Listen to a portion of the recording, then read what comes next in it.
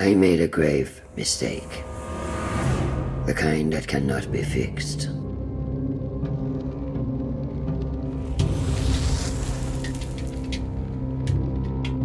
It all began with a war between two mighty deities. A conflict with dire consequences. The fighting rent the very fabric of our world. As the crack deepened, it spread like the grasping roots of a tree. And through that fissure, something terrible escaped. Something unnatural.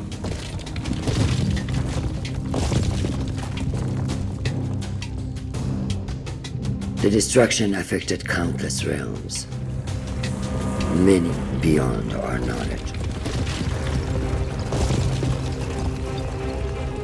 But then, when all seemed lost, the deity created a holy sign. A way to seal the crack and stop the blight. And for many years there was peace. But even an instrument of order can be dangerous if it falls into the wrong hands. I was tasked with giving the sign to the just ruler. But I chose the wrong king, and eventually the repercussions of my failure came to bear. The seal broke. The blight spread throughout Persia. For my failure, I was cast out of the realm of the gods. Imprisoned within a realm of shattered memories and forgotten souls, redemption eluded my grasp. I was weak, consumed by pity, and resigned to my deserved fate. But then, something unexpected happened. A human found me. He too was broken and took pity on a fellow tormented soul. And deep within those strange eyes, I glimpsed something I had lost. Hope.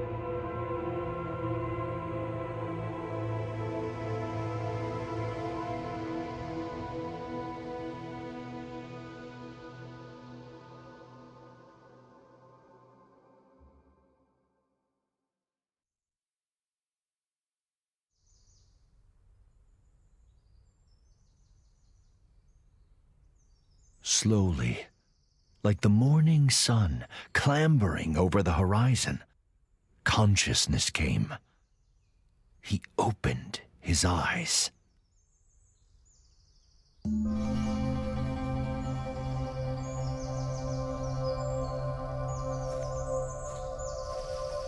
How pleasant, he thought, to wake to nature's song.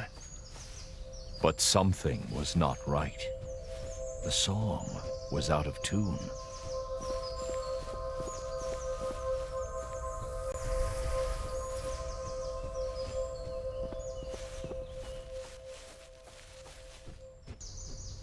As he navigated the narrow paths, he breathed in the fresh mountain air. It focused his mind. Questions bobbed to the surface, like apples in water. How did I come to be here? He asked himself. No, that's not the right question. Nor is where I'm going. A single terrible realization crystallized in his fogged mind. I don't know who I am. Many stories have been told about poor souls who have forgotten the paths they have trodden. But there is more to this tale. That I promise.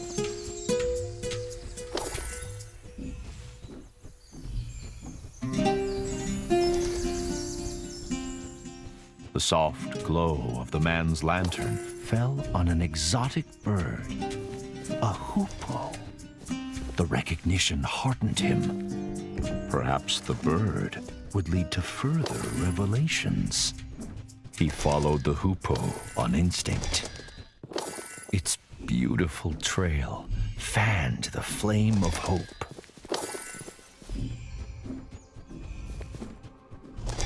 He spotted something glinting among the rocks. Something that called to him.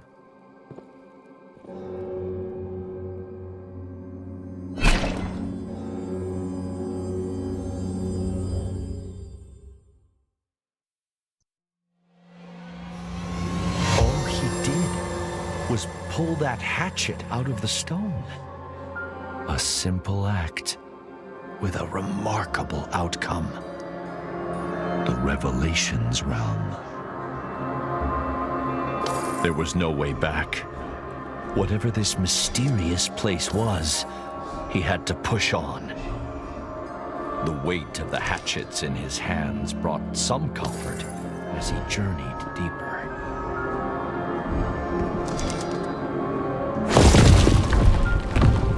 Help me! Who's there? The man called, his voice muffled by the thick, static air. Please, help! Where are you? No answer came. He then felt despair, the kind that only the truly alone know. But he was mistaken. There was another in this ethereal place. The tree was alive, but bound tight by otherworldly rocks and glowing tentacles. The blades of the man's hatchets were sharp.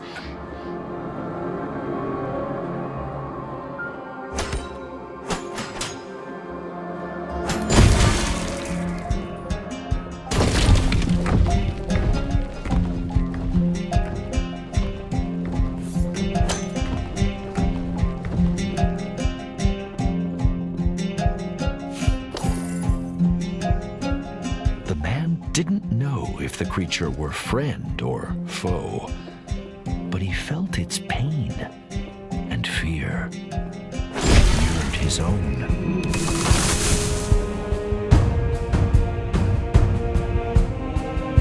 Was freeing the creature wise?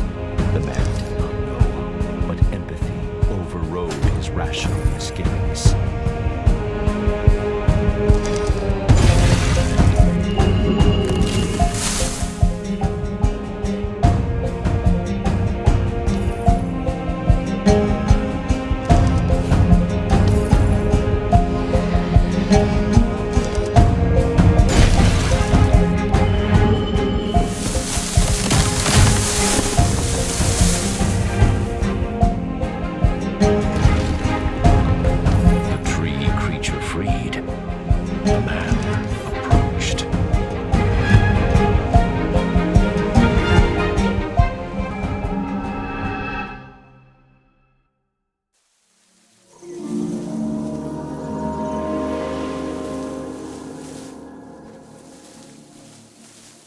What happened? The man cried. Where have you taken me? Calm yourself, human. Did you not want to leave that alien realm? The tree leaned closer and introduced himself as All Seeds, a pomegranate tree. I don't know who I am, the man said. All Seeds pondered. Others like me have been afflicted by a sickness. Help them, and I will return the favor.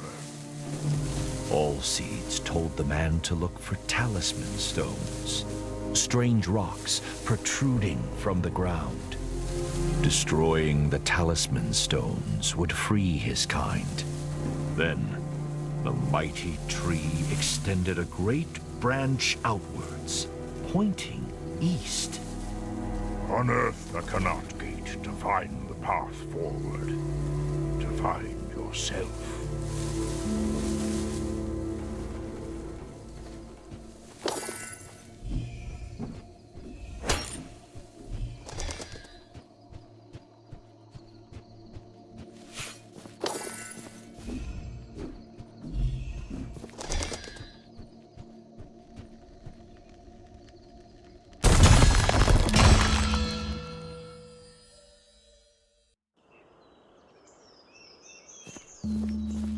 The man could roll under low objects with ease.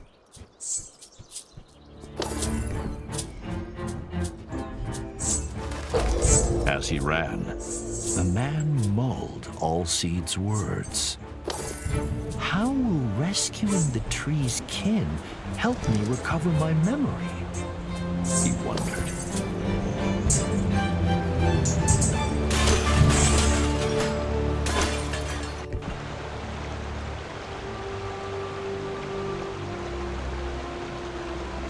It appeared to be a diary entry, engraved into the stone. But to whom it belonged was a mystery.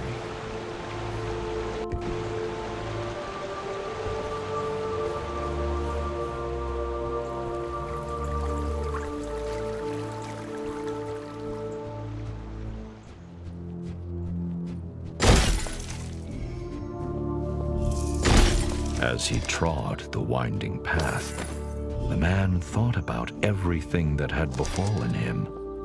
He worried about the nature of the sickness that All Seeds had spoken of. How extensive was it? And how would it manifest itself? Little did he know that the answer to the latter question would begin to reveal itself a few steps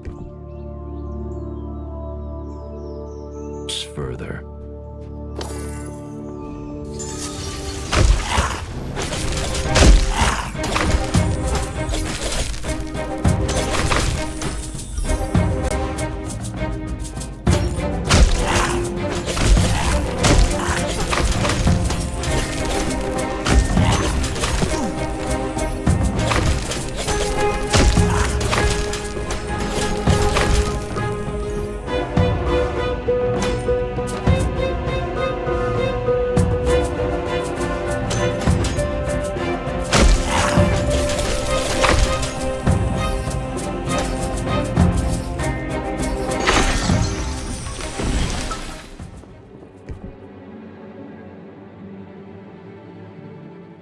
This must be one of All Seeds' trees, the man thought, breathing hard after his encounter. The tree had unfurled its vibrant leaves, embracing all but forgotten sunshine. What were those nasty little creatures? The man thought. Are they tainted by this sickness, or harbingers of it?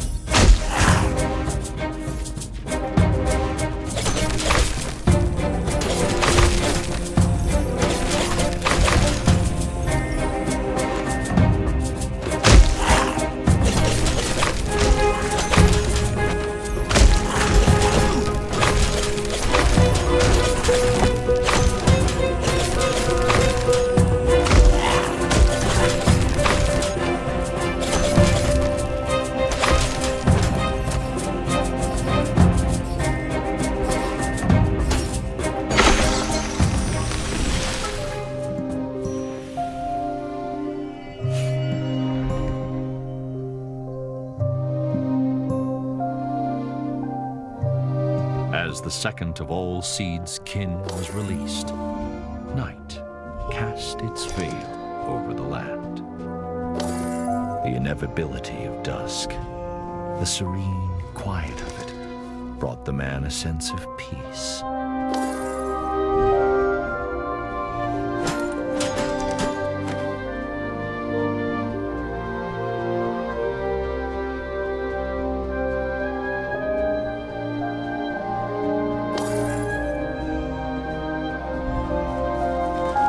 Seeds was right. There is a sickness afflicting nature. The talisman stones must be at the heart of it. But where did they come from? Were those swarming creatures defending them? So many questions, so few answers. And still, he didn't know who he was.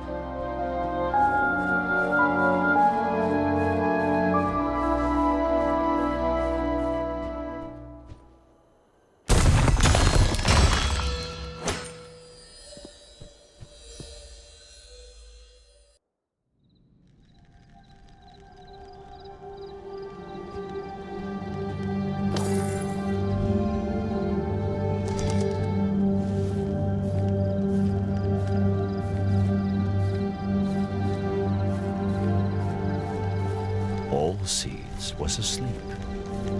A huge pomegranate hung from a branch.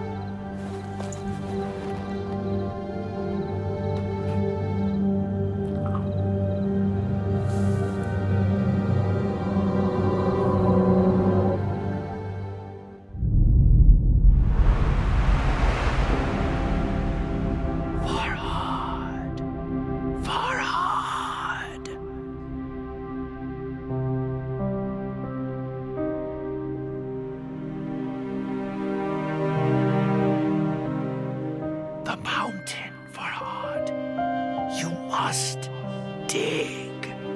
I need you here.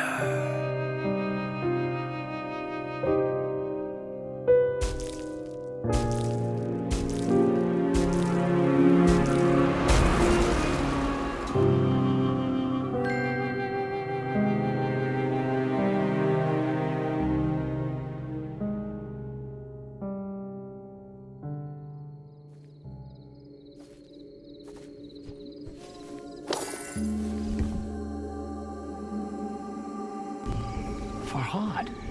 My name is Farhad. But who was that pained woman? And why did she ask what she did?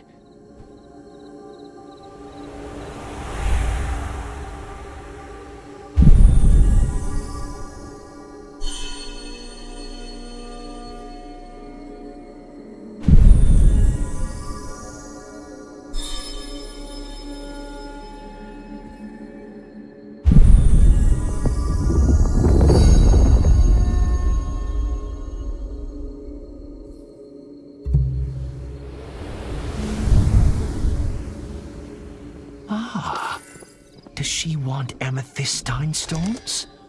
Farhad wondered.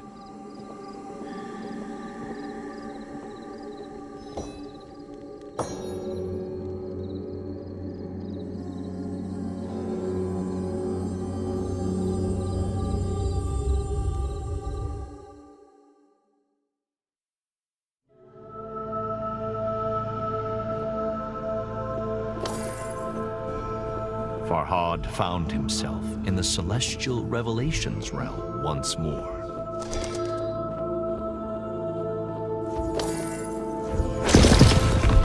The desperate whisper echoed through the strange starscape, calling, beckoning.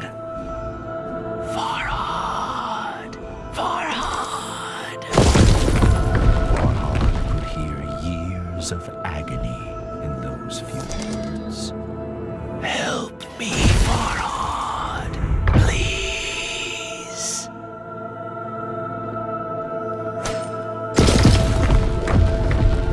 Show yourself! Farhad called into the twinkling black. Where are you?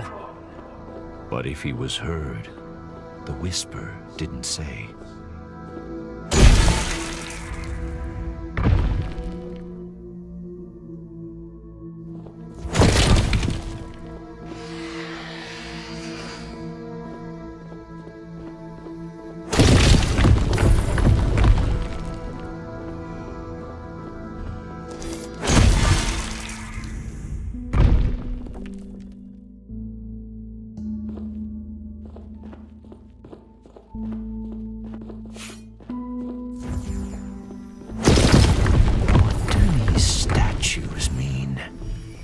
He wondered.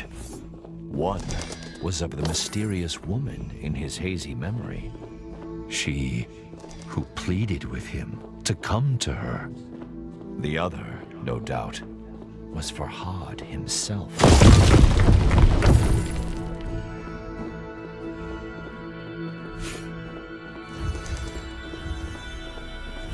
Was she the key to his past and his future?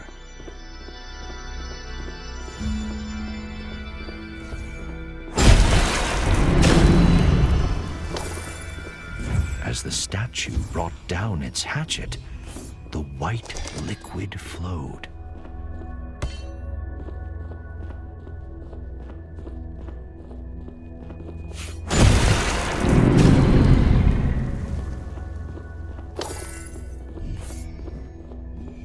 Farhad could only hope that soon his thirst for answers would be quenched.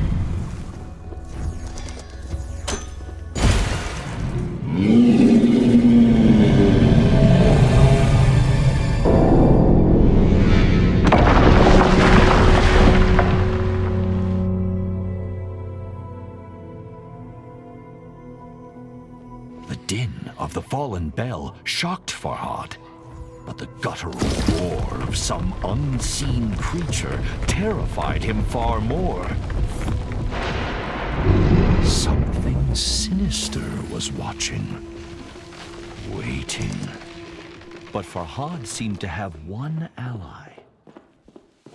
Although Allseed's motivations were shrouded in mystery, he had come once again.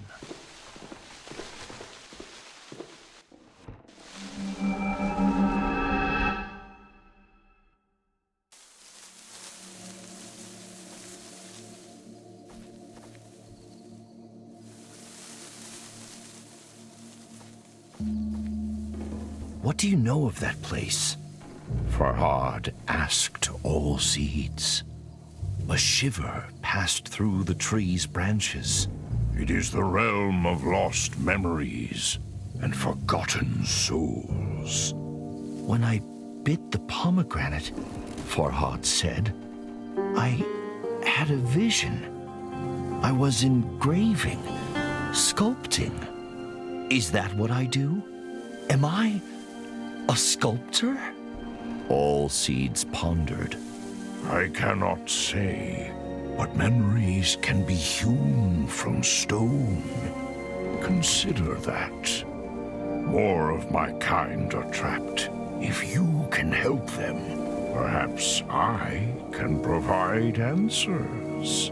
Farhad turned to leave, but Allseeds held out a gnarled palm. Be warned, though, human. The great tree said, A fearsome monster, a thief, lurks in the Revelations realm. Bistun is its name, after the mountain on which you now stand. Keep away from it if you wish to live long enough to uncover the truth.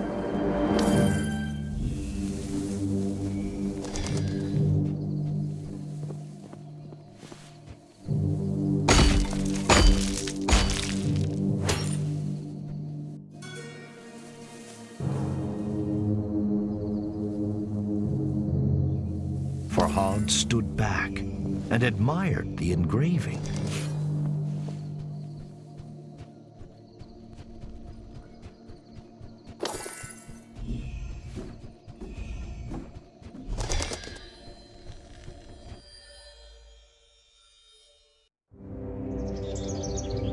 Despite Allseed's warning, Farhad felt the seed of hope taking root in his breast. Although the path behind and before him was shrouded in darkness, now there was light enough to see his feet. Allseeds had proven that it could help Farhad regain his memories. And although he didn't yet have all the answers, he had purpose. And what is anyone without purpose?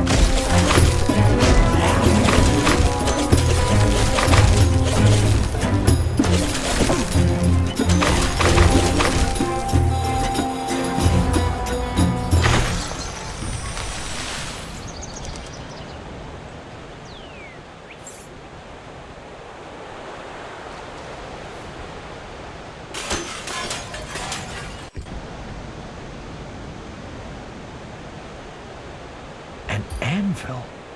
Farhad's smithing skills were no match for his sculpting prowess, but he was confident he could improve his hatchets.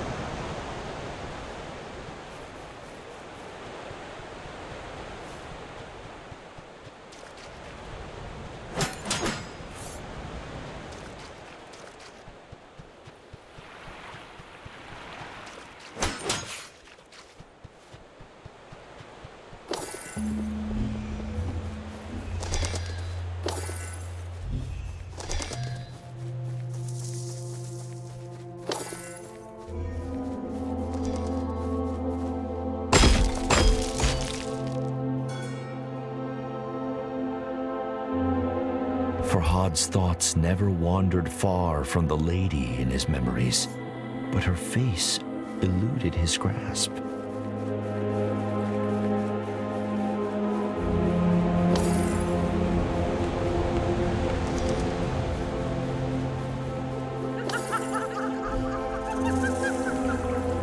Has such deranged laughter ever heralded anything good?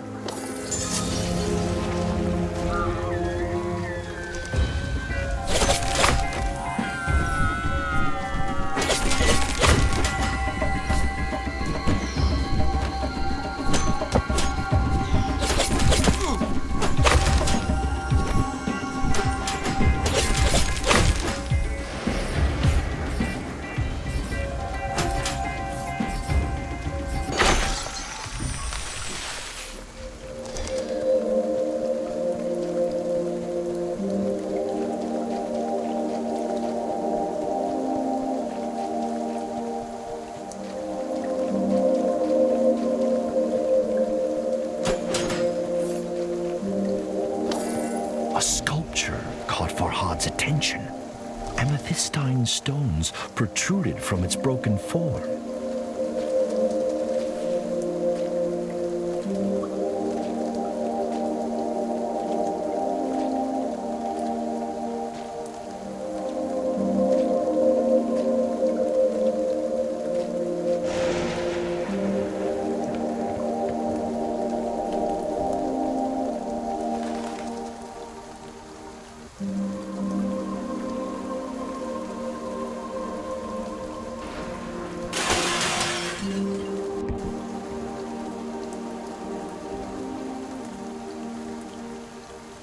Farhad realized that being light on his feet was the key to evading the Peri's projectiles. But what new horrors awaited him?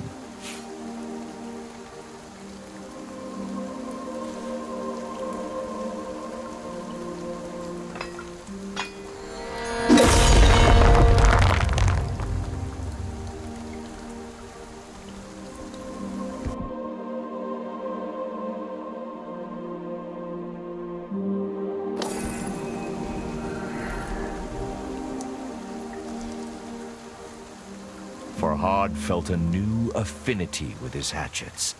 as though they were a part of him.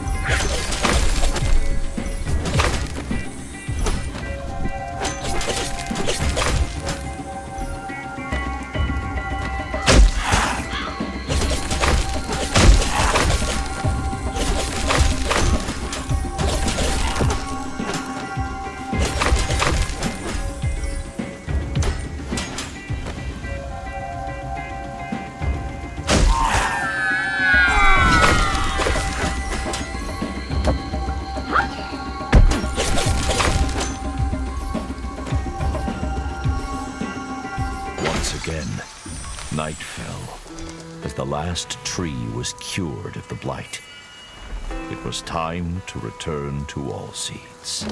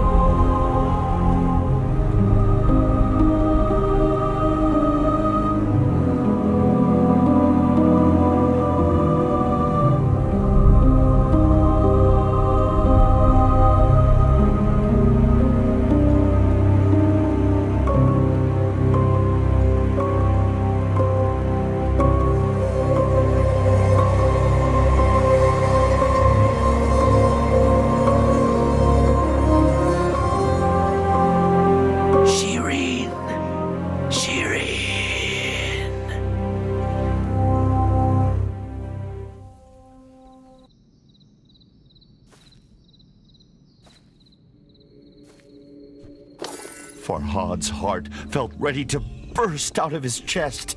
Shirin, the name of the woman he loved.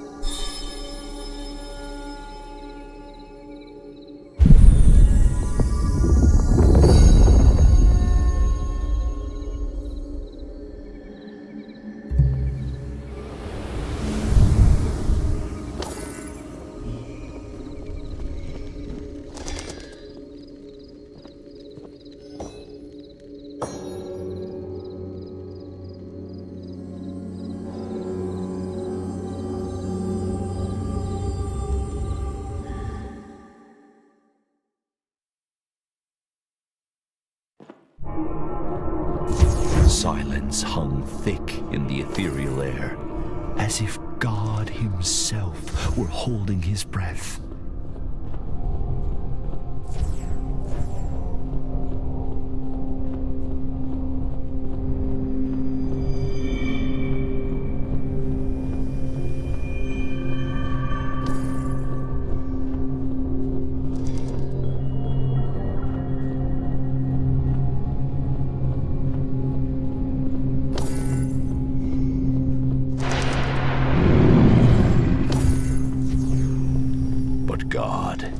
had forsaken this place, and a demonic creature made it its home.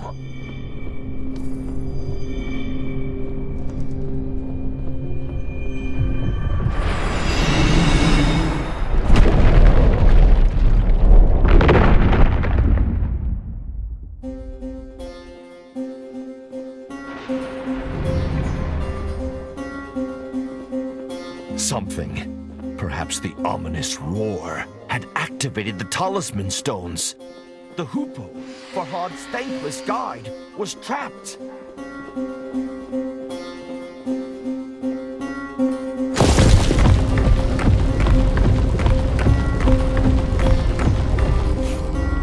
Farhad couldn't help but dwell on Allseed's dire warning.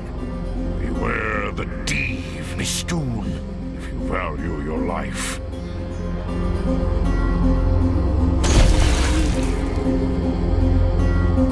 The poor bird was in grave danger.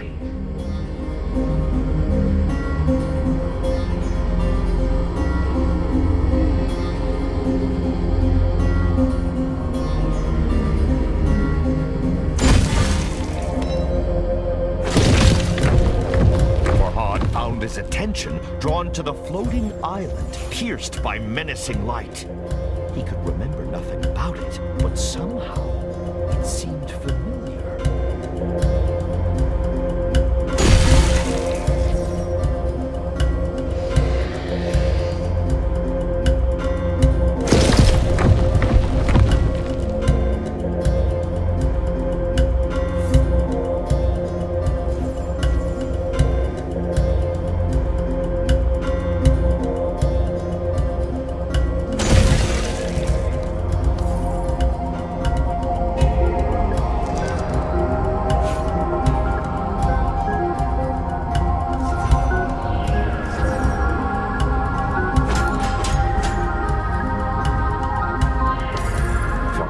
Freed the hoopoe, but flap as it might, it struggled to fly.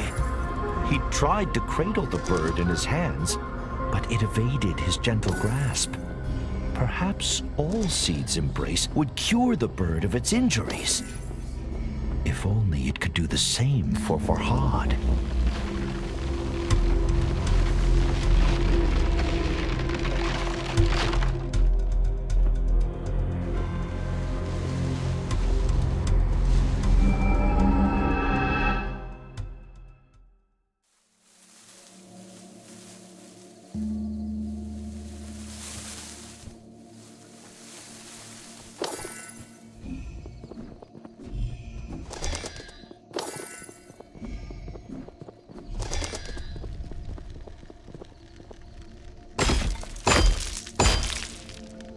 I'm so sorry, Shirin, Farhad muttered under his breath. It pained him that he could ever have forgotten his love. What has done this to me, he thought. 1,000 thoughts and fears vied for supremacy in Farhad's head. But all coalesced into a single burning goal. He had to find Shirin.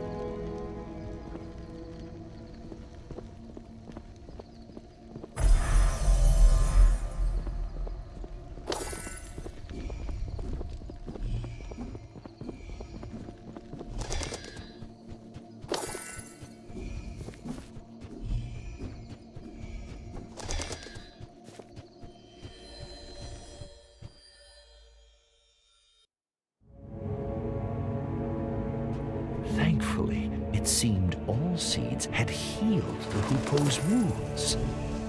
The little bird darted from one perch to another with a grace that brought a smile to Farhad's lips.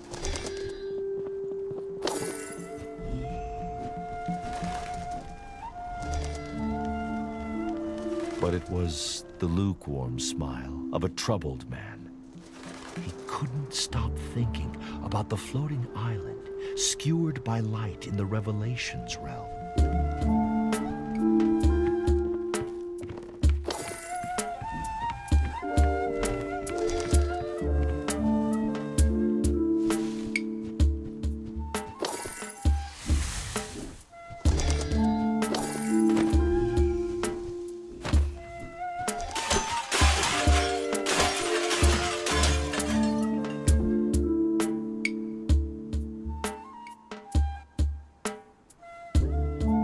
mention of an ancient temple piqued Farhad's curiosity.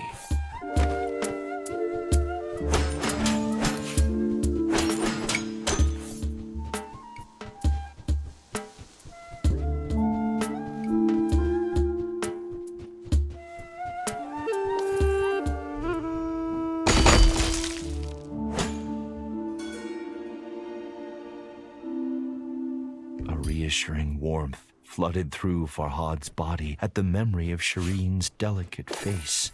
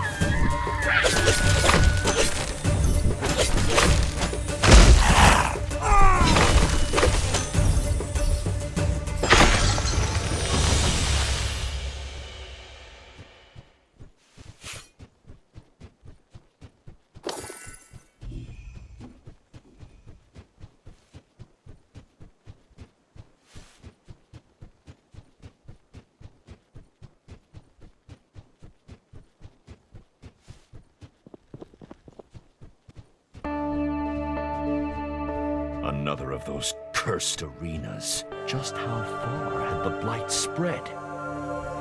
Farhad's resolve hardened. If he didn't act, there may be no world left to recall.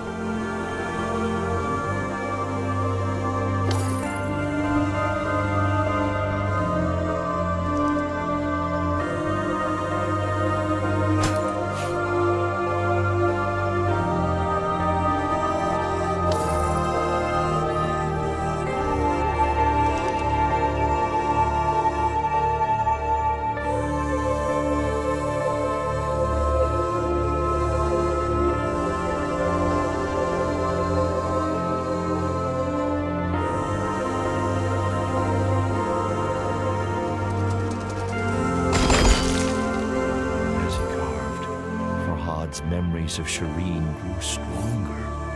He cherished each as the bee treasures nectar and vowed to never forget her again.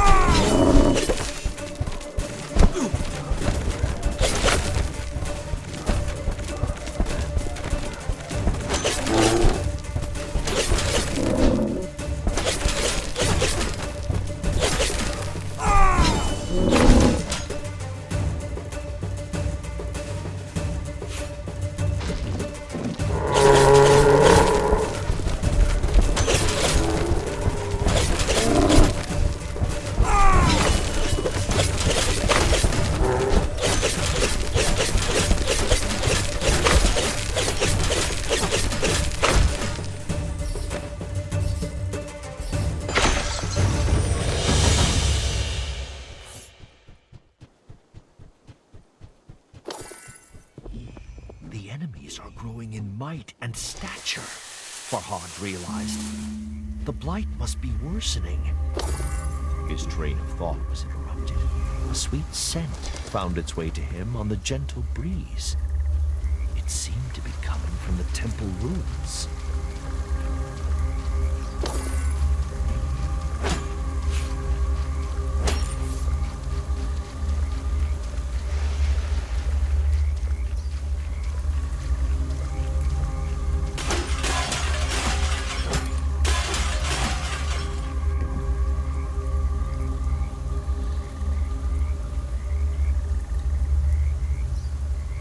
Does the large stone ring the author described hold some power? Farhad wondered.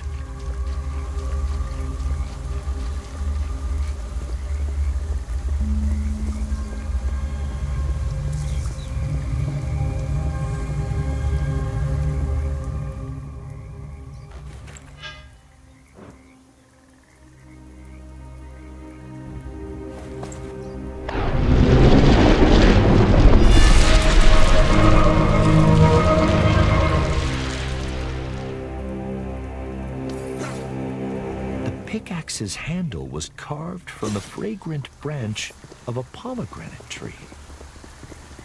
Have I used this before? Farhad wondered. The feel of the pickaxe in his strong hand suggested the answer.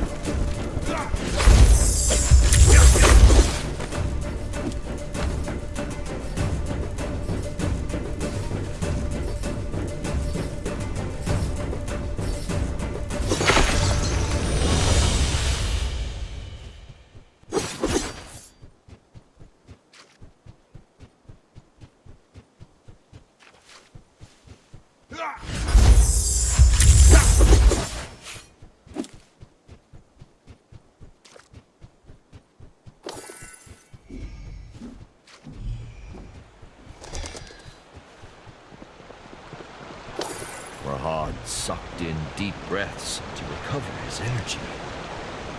But despite his exertions, he realized he was humming the broken notes of some long-forgotten song.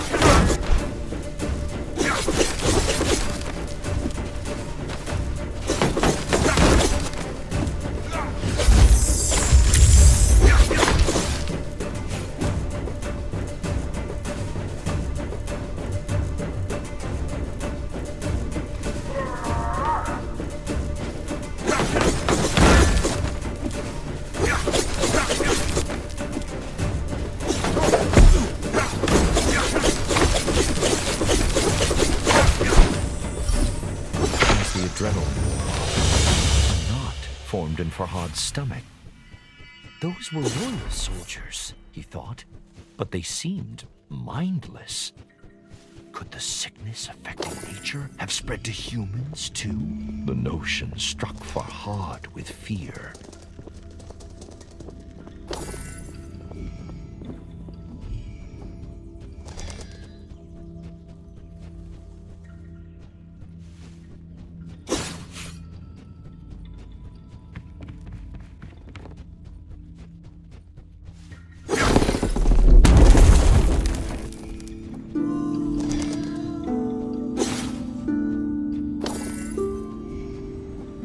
Farhad's fears settled into a crushing depression. Wherever he went, he encountered only forgotten destruction, like a battlefield long after the fighting has ended. Why is nobody trying to stop this madness? Farhad thought. Perhaps they had.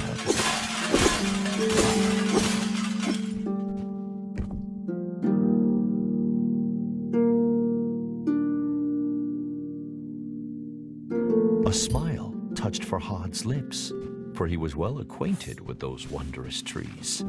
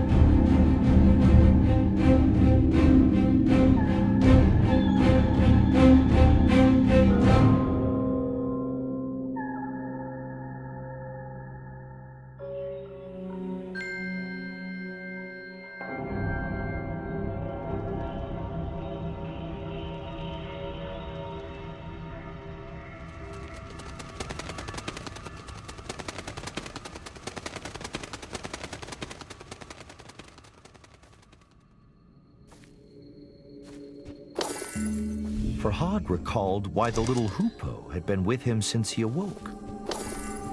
But what of the other prisoners? He wondered.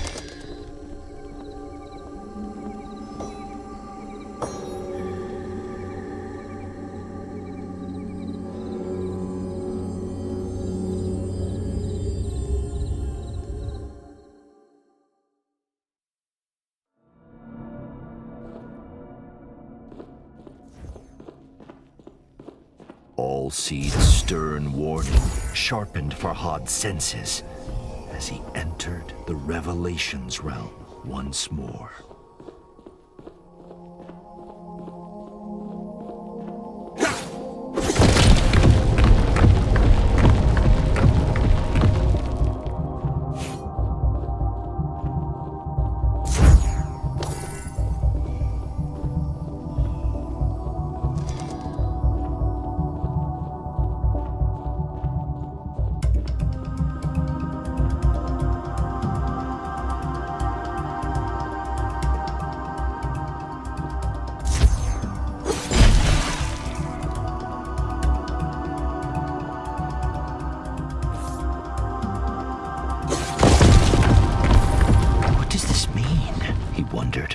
The whisper interrupted his thoughts. Please, my hands.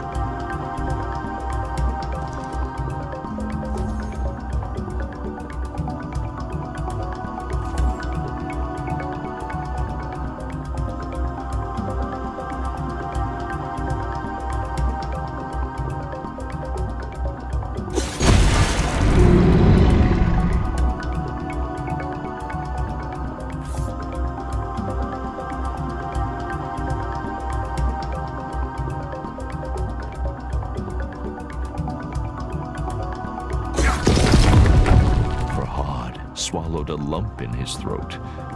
He could feel eyes of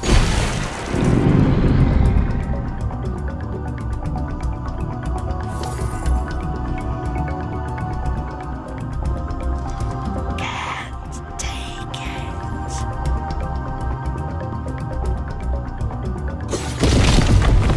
He was nearing the imprisoned whisper.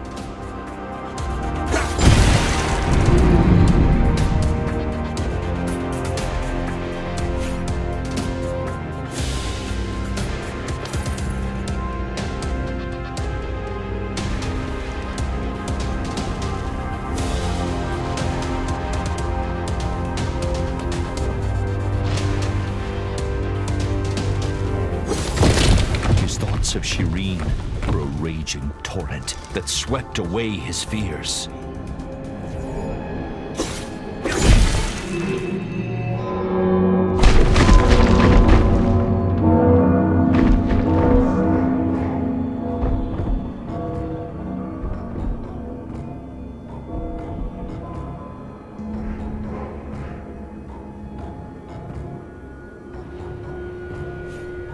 Amidst the pealing bells, Bistun's roars grew louder, closer.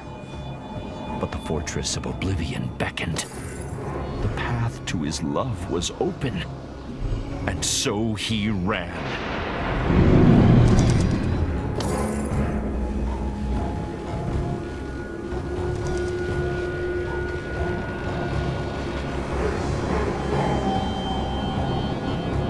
What did I say?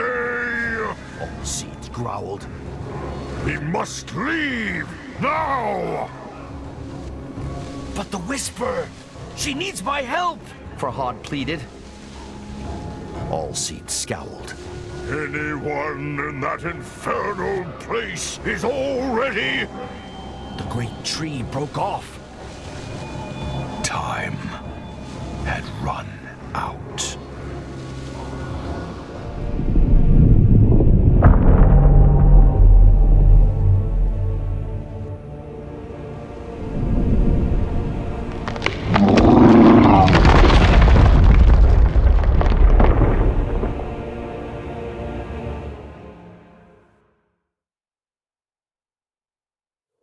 Farhad awoke to darkness, as thick and foreboding as a moonless night.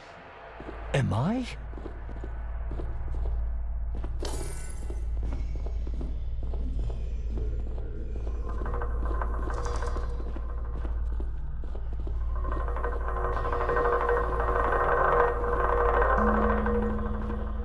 No.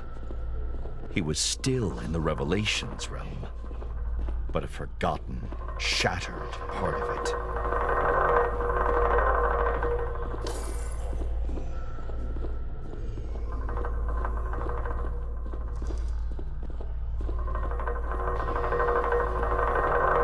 The memory of Bistun's terrifying appearance sent a shiver down Farhad's spine.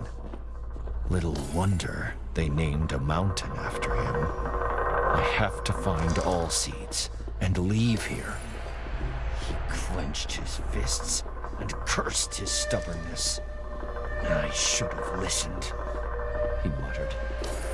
Allseeds was right. And now, he feared he would pay the price for his obstinacy. I have failed you, my love, he whispered into the darkness.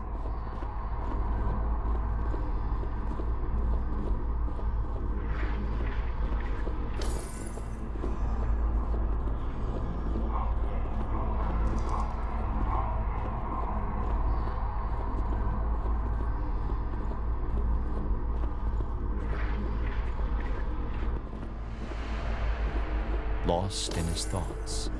At first, Farhad didn't notice the statues lining his path.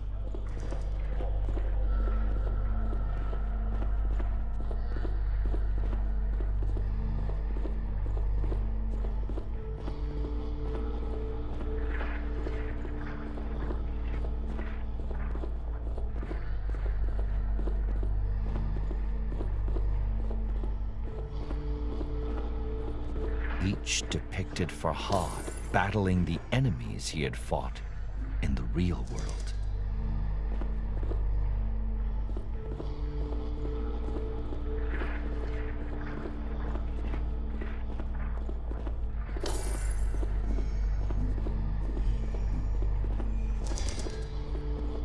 But in every one, the foes had overcome him.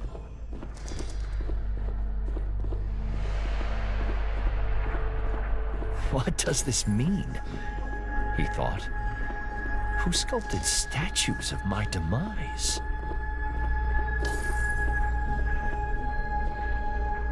What cruelty is this? Farhad demanded of the lifeless statues, but they offered no answer.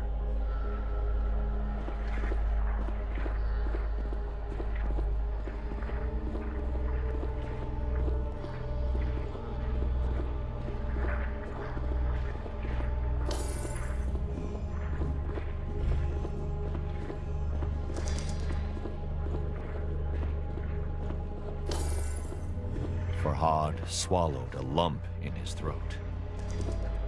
This one was unfamiliar.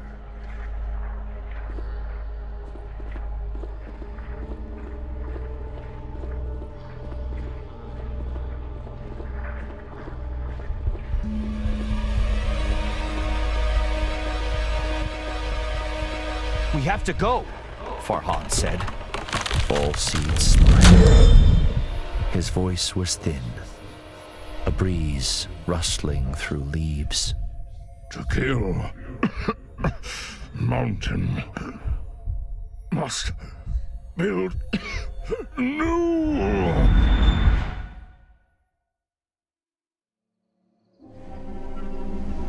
Farhad gripped Allseeds' amethystine heart.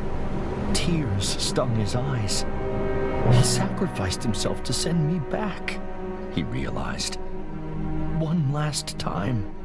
Bistun's mighty fingers had snuffed out the candle of hope. A great weariness overcame Farhad. He needed to rest, close his eyes. And what better place than beside the statue of the woman he had failed?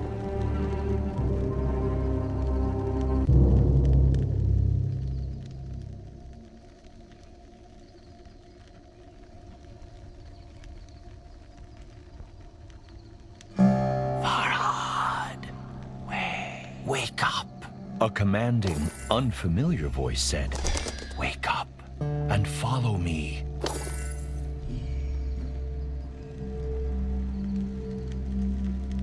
Who said that? Farhad wondered. And why has the hoopoe taken Allseeds' heart?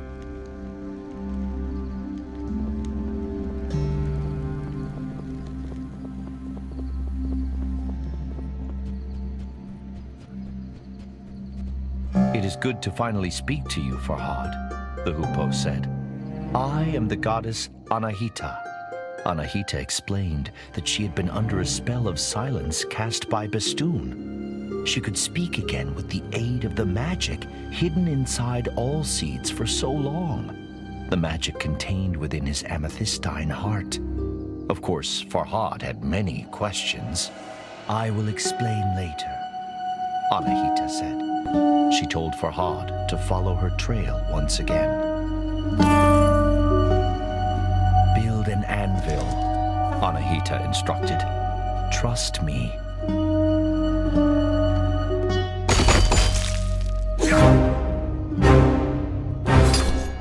Now, he could change his weapon at will. Come, time is short, Anahita said. We will talk on the way.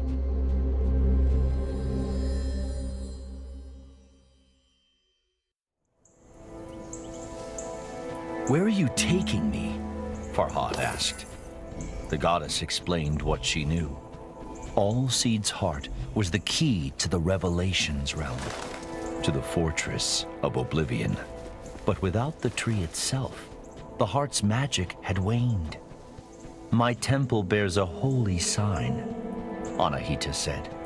It may be able to restore the heart's magical power.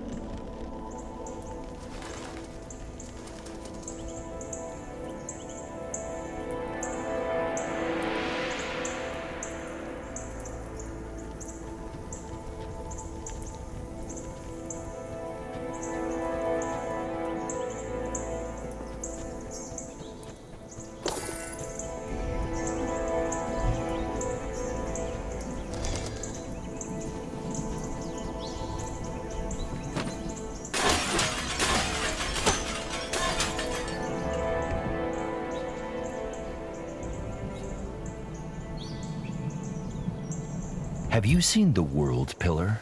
Farhad asked Anahita. Once, the goddess replied. An old friend of mine lives in its branches.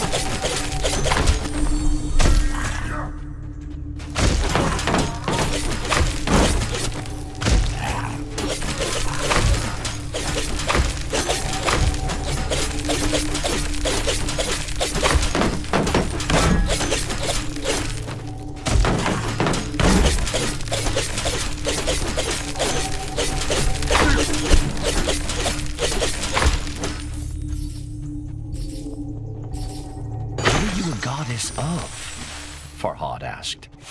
And why are you helping me? Anahita ruffled her feathers. I'm a guardian, the protector of women. I'm helping you to atone for my past mistakes. With that, she fell silent and would not explain further.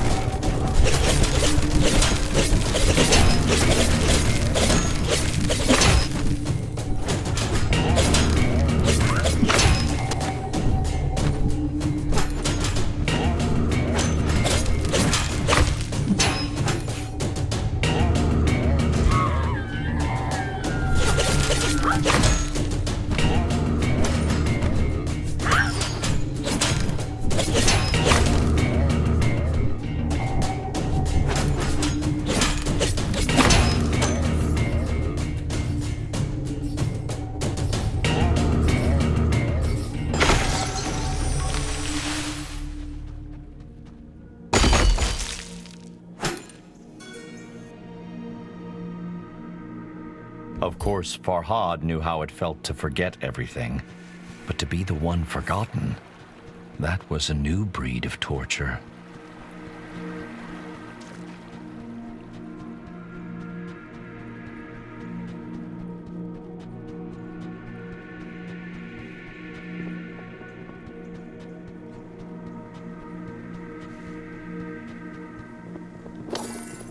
A thought suddenly occurred to Farhad.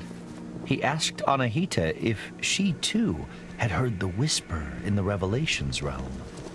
"You're not insane, if that's what you're asking," she said.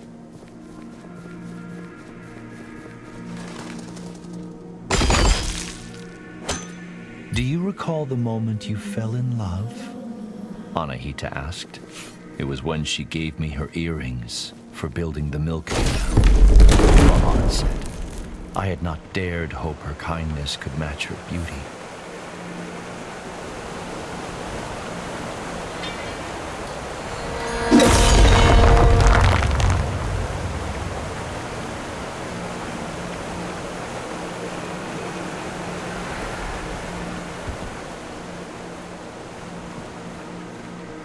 "Why were you in the Dark Realm?" Farhad asked Anahita. "I sought the source of the whispers," she replied.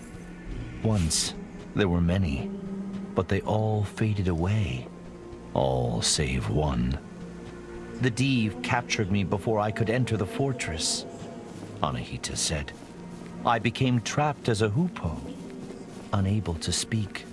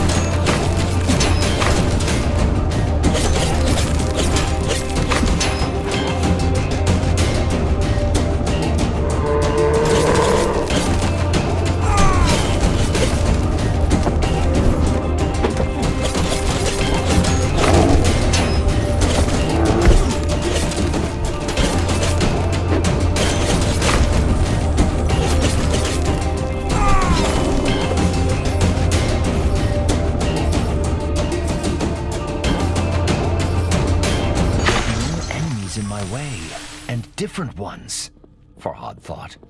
If only I had Anahita's wings.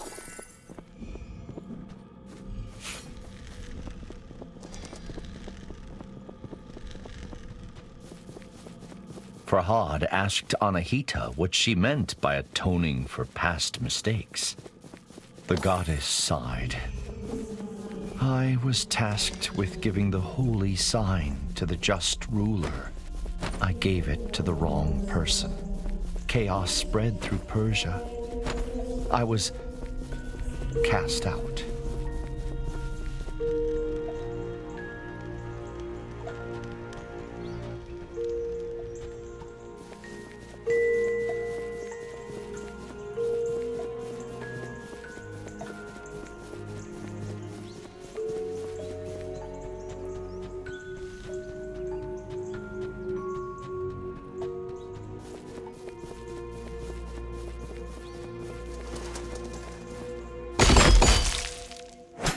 Did you tell her how you feel? Anahita said. No, but I... Farhad stuttered and felt his cheeks burn. Anahita's sigh spoke 100 words.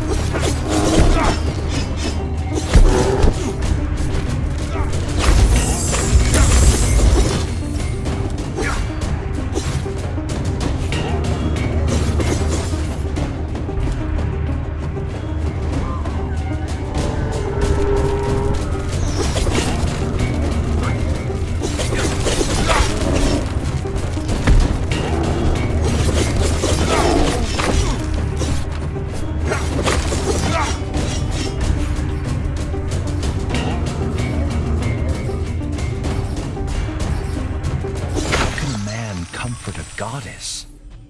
Many would not even try. I'm sorry that you were cast out, Anahita, Farhad said. You have nothing to be sorry about, the goddess replied, but I appreciate the sentiment. I was defenseless. I had nothing until Allseeds gave me a branch and I built a weapon. The pickaxe, Farhad surmised. It is yours. Anahita shook her head. No, it is yours.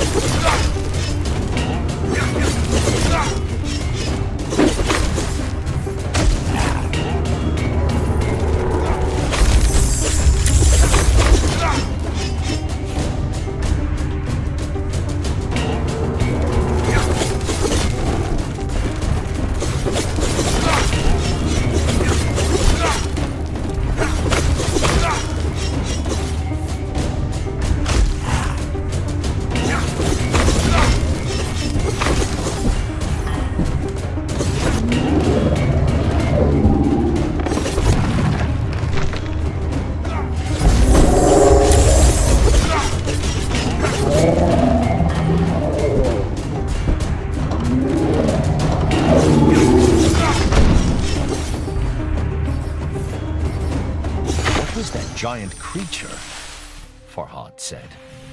A guardian Div, Anahita replied. Come, we must be close to my temple now.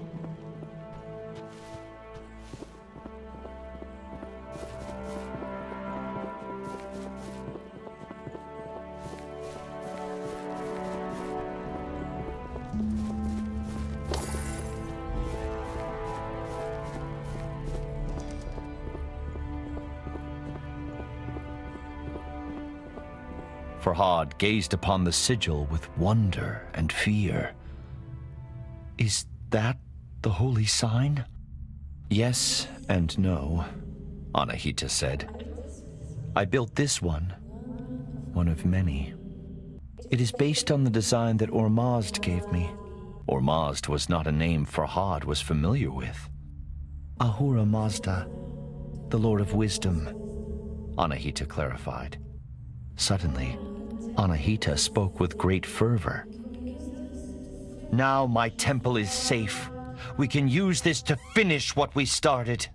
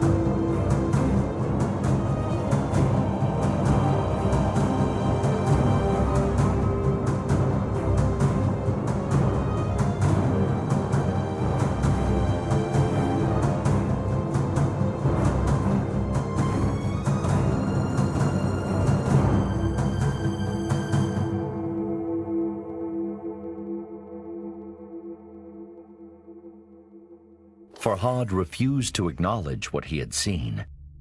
He thought he must be mistaken. It appeared that he had already been to the Fortress of Oblivion, but he had emerged alone. How could I have left Shirin to her suffering? He thought. Guilt took hold.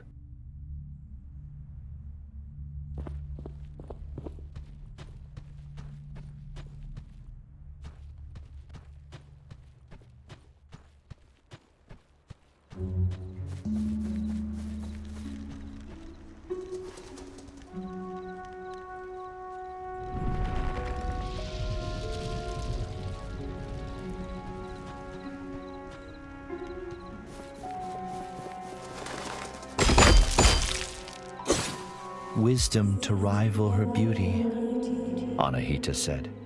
She knows to seek help from a higher power. A life is a daunting prospect, the goddess continued, if one does not share one's troubles with others.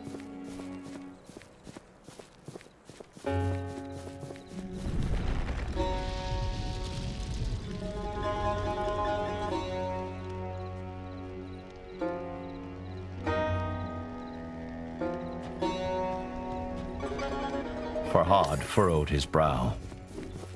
Should we not have gone to the Revelations room? He asked. Yes, Anahita replied. But the holy sign revealed something unexpected.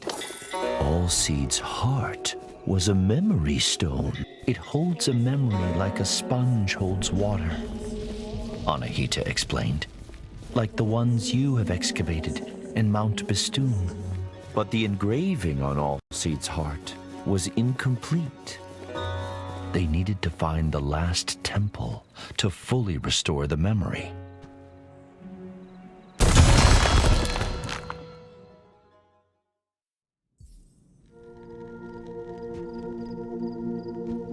What do you know about these memory stones? Farhad asked. Better I show you, Anahita said. With great trepidation, Farhad took his pickaxe to Mount Bistun once again.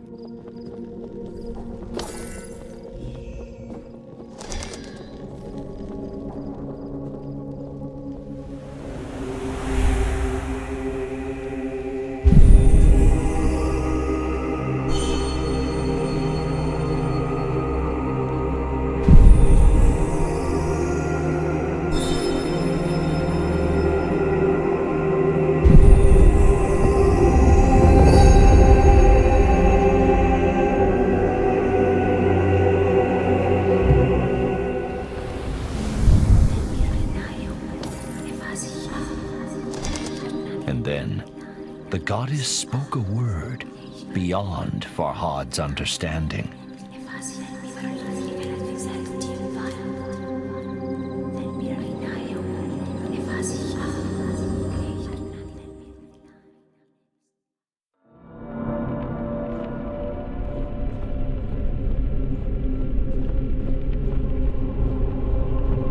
Returning to the Revelations realm brought a lump to Farhad's throat. Dread shuddered down his spine. We shouldn't be here, he said. The Div, Bistun, it will... It cannot hurt us, Anahita interrupted. Trust me.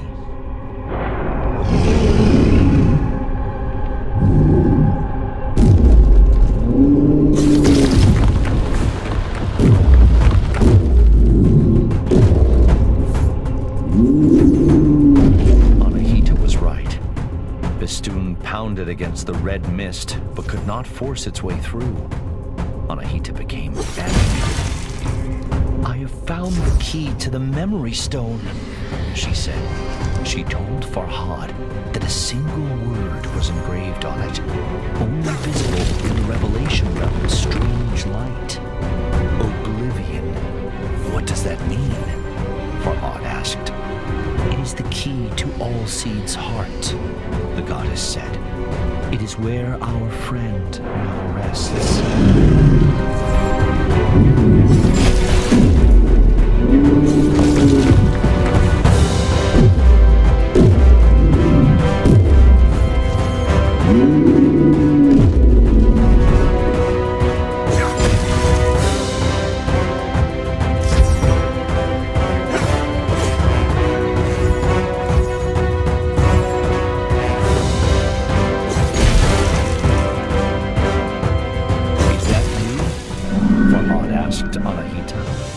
Anahita's voice was quiet and strained. Yes, this is the memory of my imprisonment.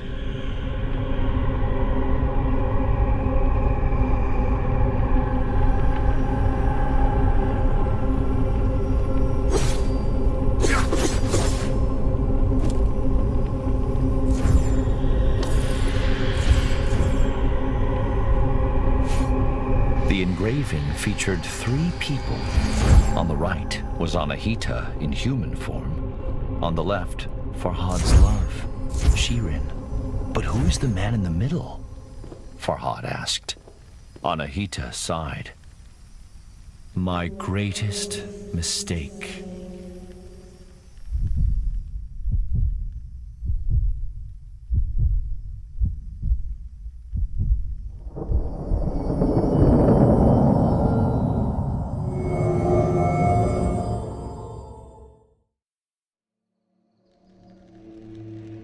Farhad staggered as the earth growled and shuddered beneath his feet. The beast, caged for now, was banging on the bars with blows so mighty they crossed realms.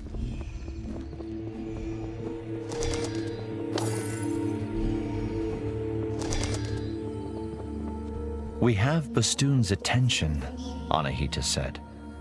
You must confront it. I'm not ready, Farhad said. How can I defeat such a creature? Anahita spread a wing. Look around. Look at what you've created. How far you've come. There is greater strength inside you than you care to acknowledge. Fear is inevitable, but you must not let it control you. If you do, then you have already lost. Follow me, Anahita continued. I owe you answers.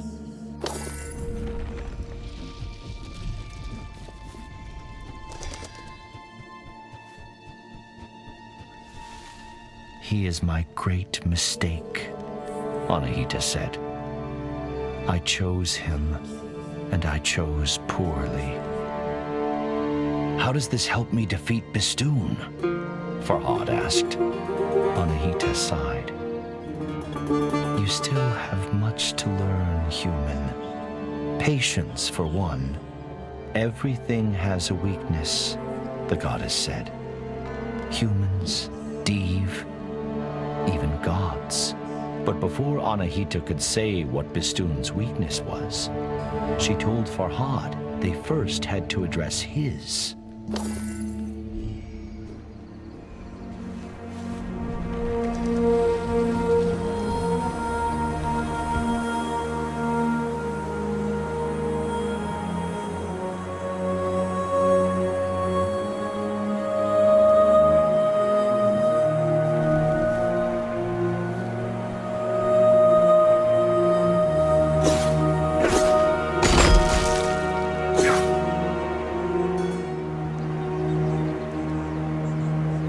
Guardian Div, the usurpers of my... Anahita trailed off. Wait, someone is nearby.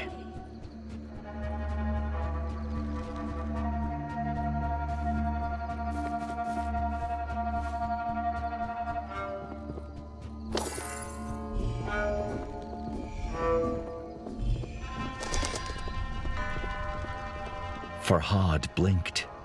His jaw dropped. He couldn't believe who stood before him. She was more graceful than a swan, more beautiful than a moonlit lake. Farhad knew he should have felt only relief at seeing Shirin safe. But to his great shame, his happiness was tinged with chagrin. He had dreamed of saving her from imprisonment, yet here she stood. How did you escape? Farhad eventually said, his voice trembling. Escape, Shirin said, with furrowed brow. Why would I need to escape my castle? I have been there since you built the milk canal. But, you whispered to me, Farhad began. You are not well, Farhad, Shirin said. I have come to plead with you to stop this madness. But Shirin, my love, I do all this for you. Shirin cast down her eyes. I am sorry if I have misled, but you must know, I do not love you. With those words, the bottom dropped out of Farhad's world. But he had no time to brood.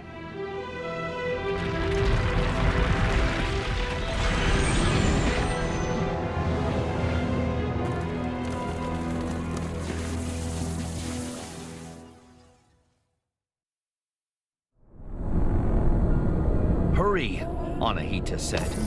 She is in grave danger. Forget her harsh words. Prove that you are worthy of her affection.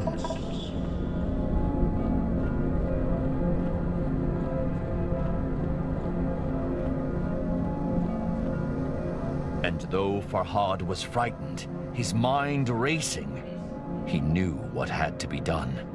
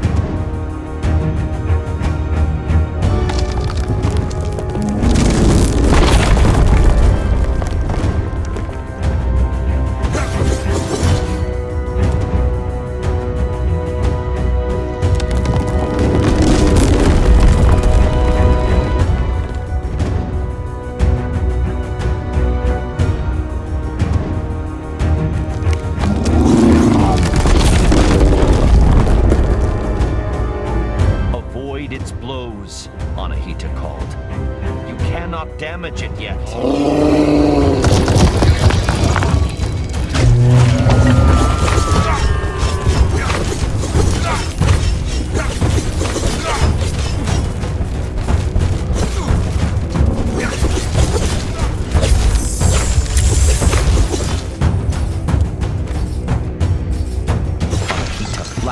Wings with excitement.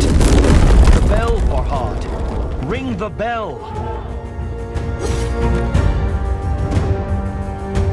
The bell would not peal. Her small eyes brimmed with sorrow.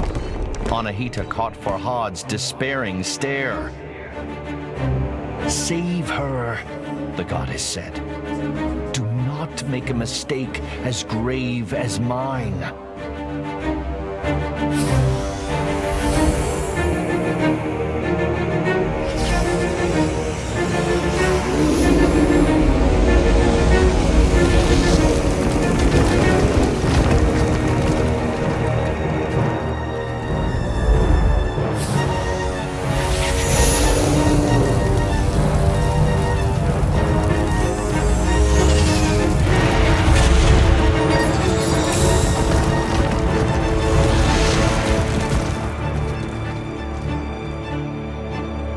Anahita fought hard, but could not withstand the Diev's might. Farhad wept, for he had lost another friend to Bistun.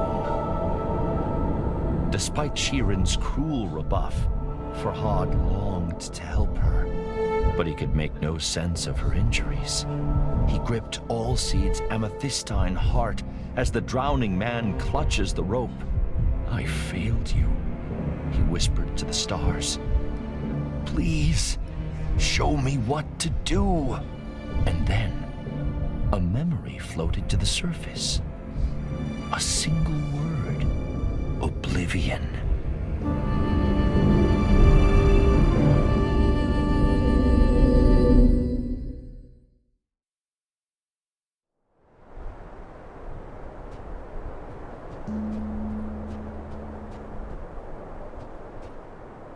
Don't give up, Farhad pleaded.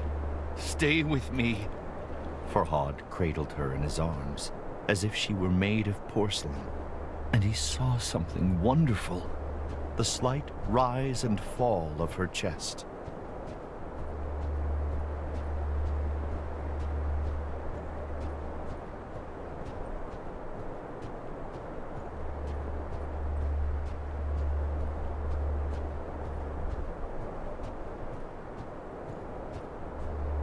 I will take you home, princess, Farhad whispered.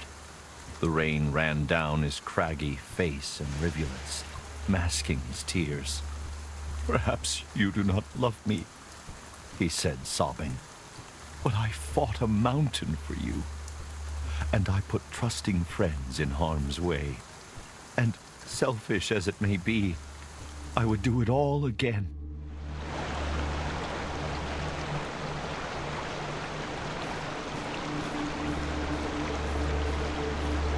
As Farhad walked, Shirin started murmuring. Farhad leaned close. She whispered but a single word. Khosrow. Suddenly, it all made sense to Farhad. The stone carving. The two were the perfect couple. The king of Persia and the princess of Armenia. How could a lowly sculpture question such a union?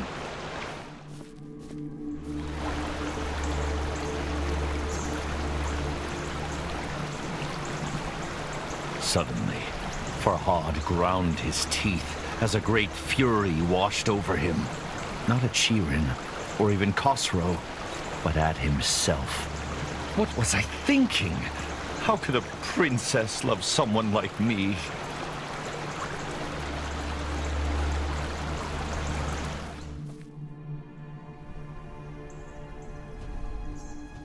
But it doesn't do to wallow in self-loathing. And other questions wormed their way through Farhad's anger. If not Shirin, then who does the whisper belong to? How could he defeat Bistun and enter the fortress of Oblivion? Why even try now? Farhad was ashamed by his selfish musings. What happened to Anahita? He thought. Does she need my help?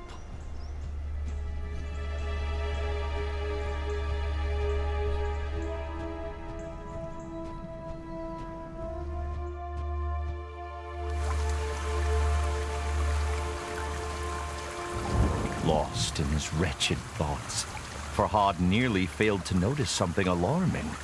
Shirin's dainty feet were turning gray. I can't feel my legs, Shirin mumbled. Shh, be at peace, Farhad reassured her. You will be all right, as Anahita was. Shirin furrowed her brow. Anahita? Farhad swallowed and drew in a deep breath. She is your guardian. She risked everything to help me. He trailed off with a hoarse croak.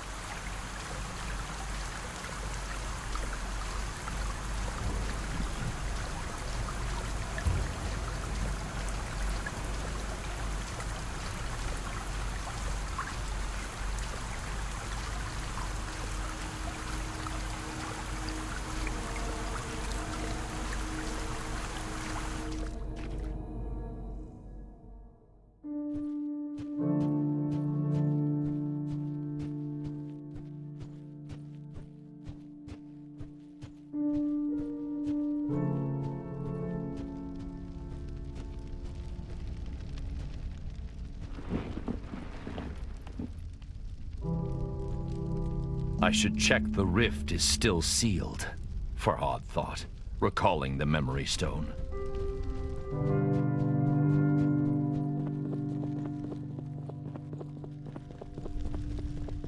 What does the statue hold?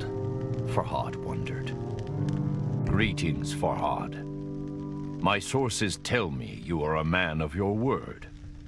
Perhaps I should be impressed, but reports of your engravings give me cause to question your sanity.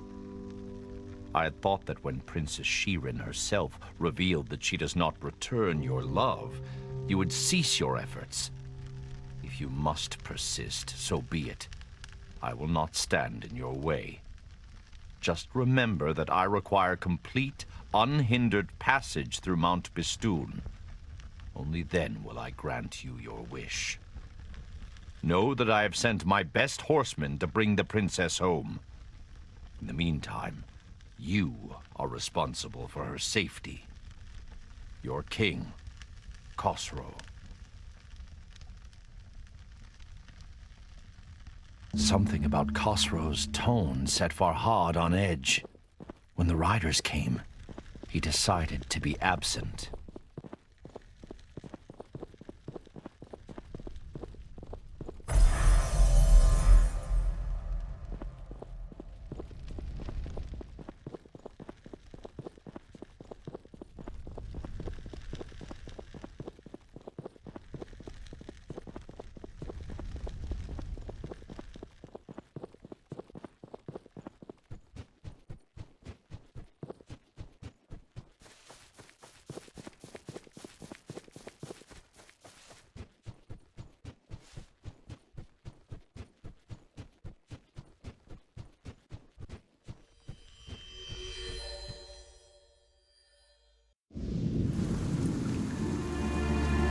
Princess Shirin traveled here alone. Farhad tried to reassure himself. Harm will not befall her. The choice was a difficult one, but Farhad could not abandon his friend. After all, both he and Shirin owed Anahita their lives. And while a broken heart may ache for years, death happens but once. Perhaps Anahita's last temple would suggest her whereabouts.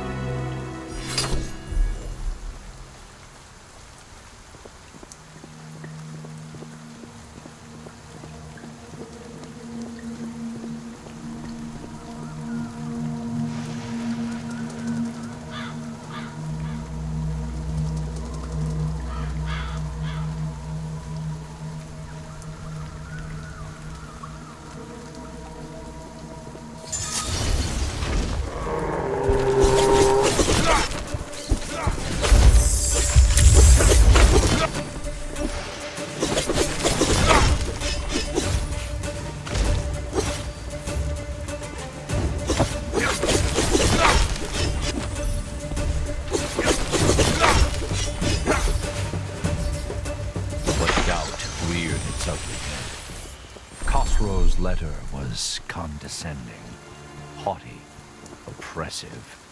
Shirin would no doubt be safe with the king, but at what cost?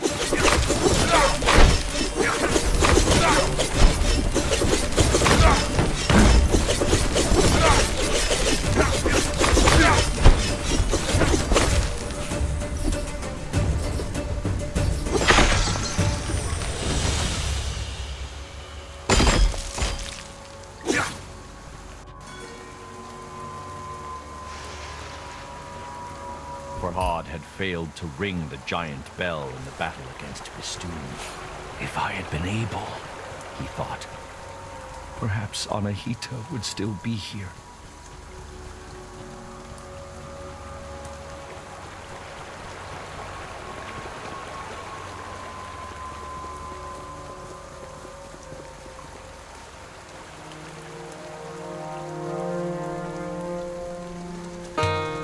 Of course, Khosrow's letter had alluded to something else. An agreement between Farhad and the king. Why does he want passage through Mount Bistun? Farhad wondered. And what wish does he speak of? Could it be Shirin? The thought angered Farhad. The princess was not a prize to be awarded.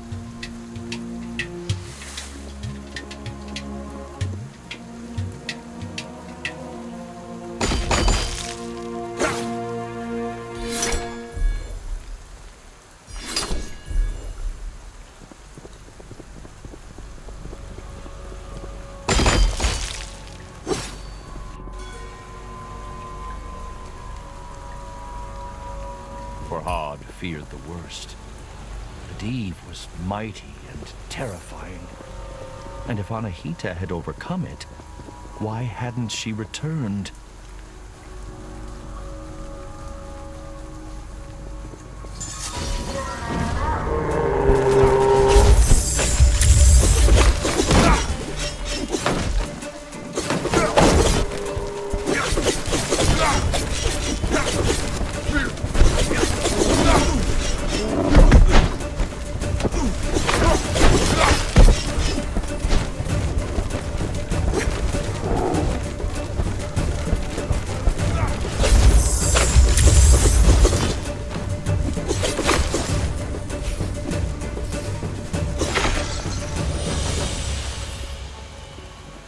Khosrow was not the solution to Farhad's problems.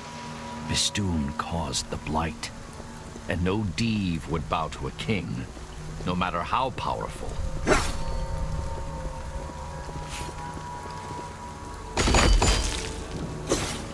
She will be back in her castle now, Farhad tried to convince himself. All this will be behind her.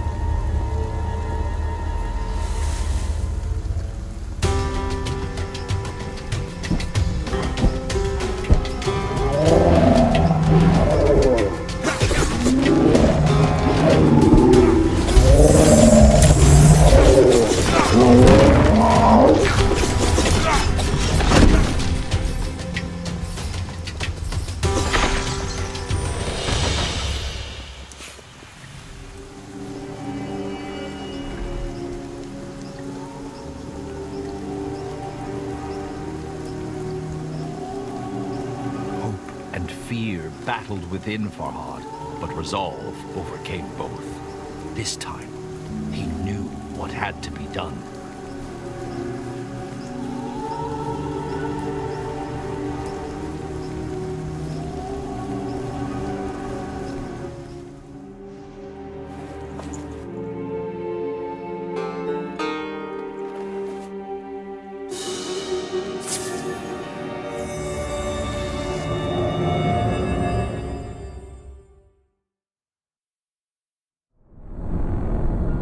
Visit a strange place often enough, and it soon loses its mystique.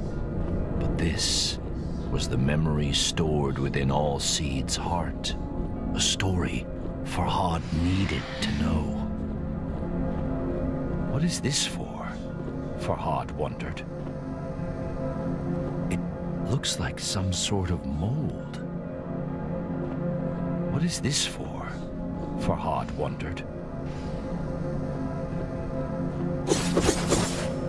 It looks like some sort of mold.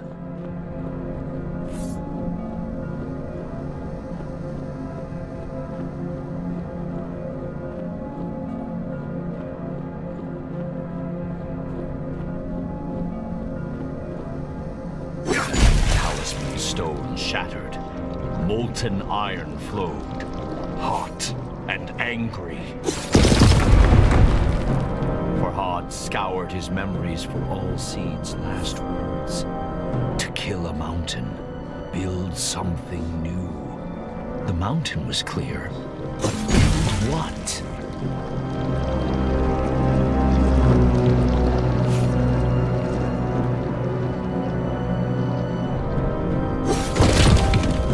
Why would all Seeds have a memory of a smithy? Farhad thought. After all, fire and trees do not usually well mix.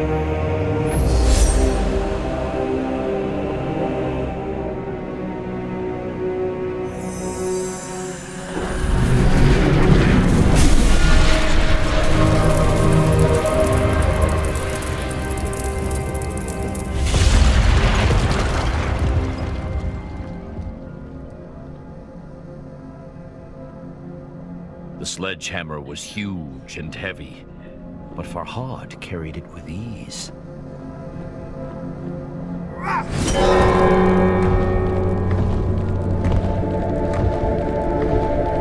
As he rounded the corner in the floating path, a gasp escaped Farhad's lips.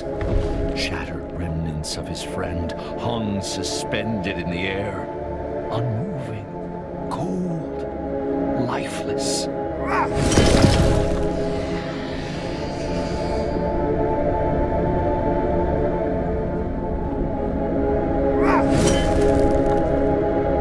Do not ask for whom the bell tolls, Dave, Farhad shouted into the darkness. It tolls for thee!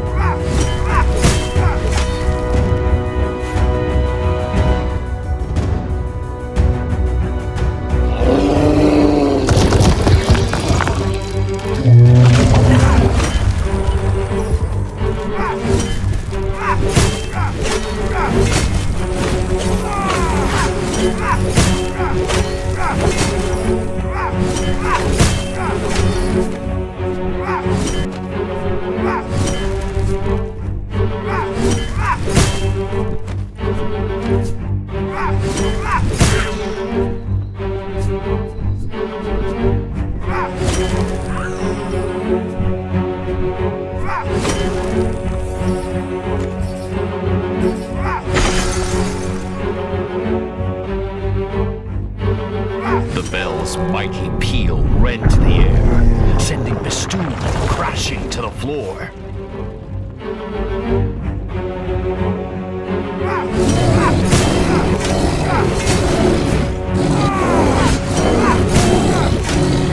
This is for my friends!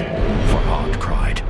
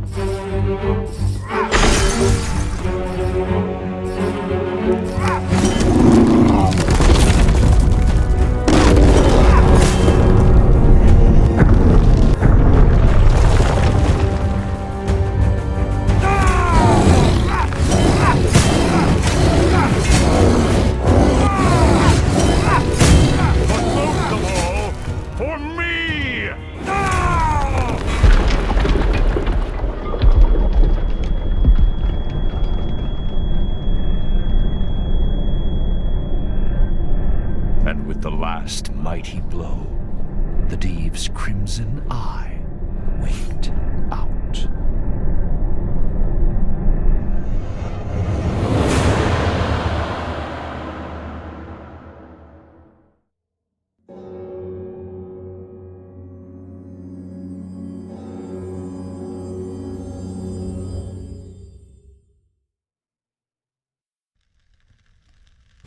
The storm within Farhad's heart rivaled the one that rent the dark skies.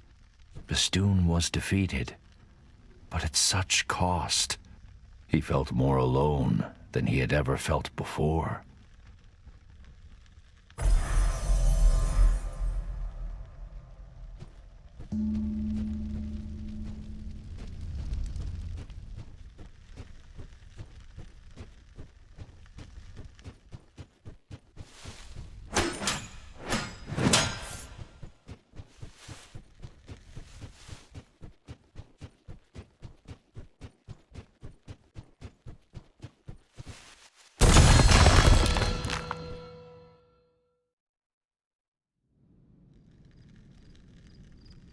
For the first time since he awoke on Mount Bistun, his path was clear, but he had no one to share the news with.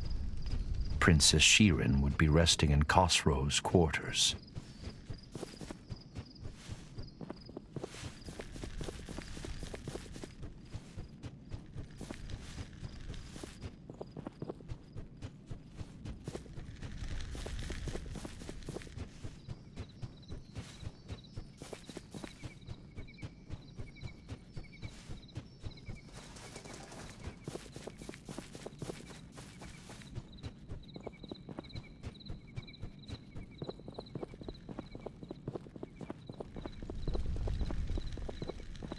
Farhad, what have you done? What vile sickness did you expose my love to? You have no reason to dig through the mountain any longer. Princess Shirin is dead. Your king, Khosrow.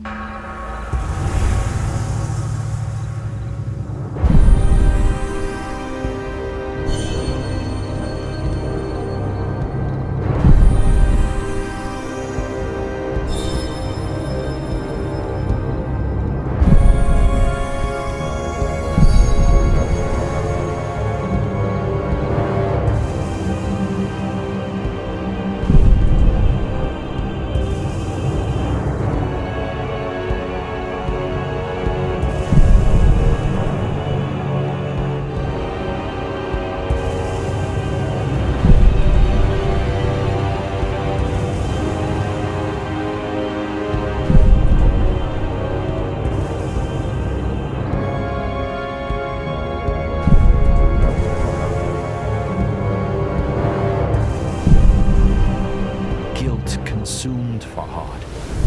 He felt that this world could no longer offer him anything. But death had not ended Farhad's journey before, and it was not about to now.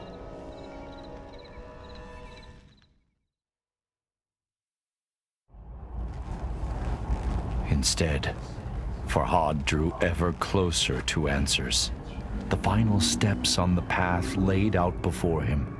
The path that ended in the realm of forgotten memories. The fortress of oblivion awaited him, and Farhad thought of all those who had played their part in getting him here.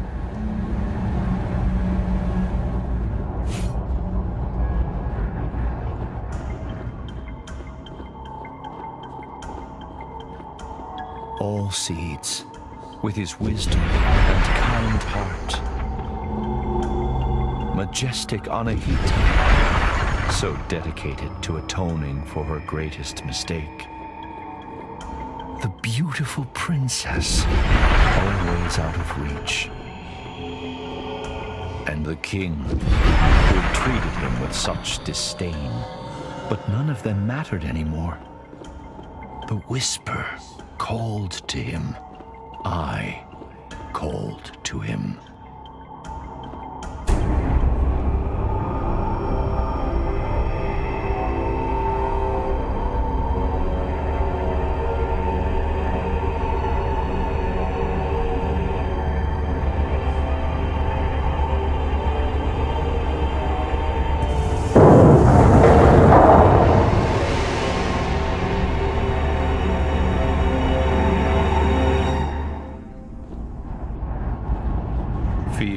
foreboding chilled Farhad as he walked amongst the horrors.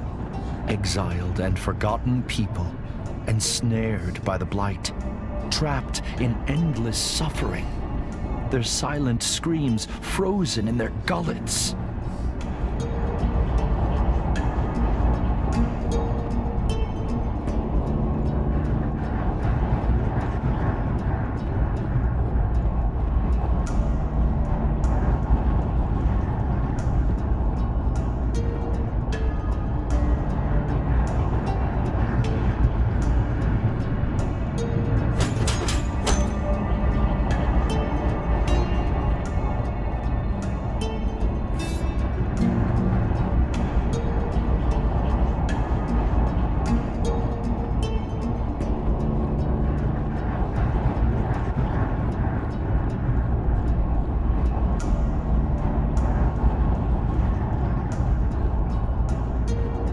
Months, years, decades.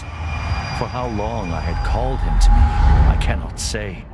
My voice gave out, but still, I cried out across the realms. Unimaginable agonies racked my body. Yet I never sought refuge in insanity. The wound that never heals reminded me of my mortality and my purpose.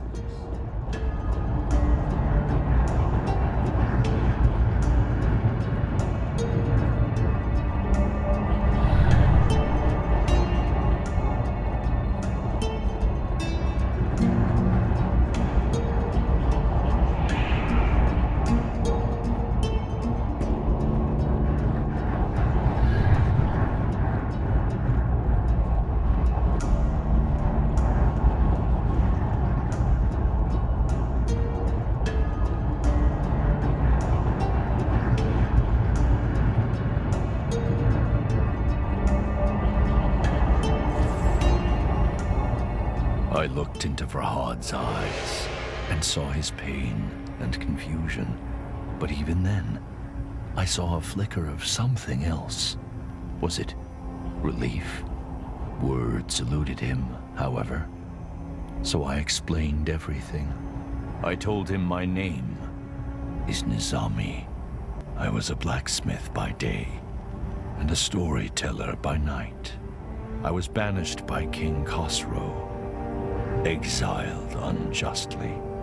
On Mount Bistun, I was mortally wounded, but saved by the most wondrous fruit and guided by a talking tree. Then, I discovered an otherworldly domain, a realm of forgotten souls. But the Div found me. I was imprisoned in the fortress of oblivion, doomed to be forgotten, teetering on the edge of oblivion. Agony poured from my wound and took form. You, Farhad, are created out of my pain, out of my wound. I told him, you are the manifestation of hope, the embodiment of purpose. I had lost count of the number of times Farhad had reached my prison, but each time he had refused my plea, refused to set me free. I knew the choice was grim, but I had to prevail. My story is not yet complete, and so I gave him a choice. Liberate me, or abandon me once more. The path to the left was where he should engrave the wise decision to set me free. Or he could add to the cruel records of abandonment to the right.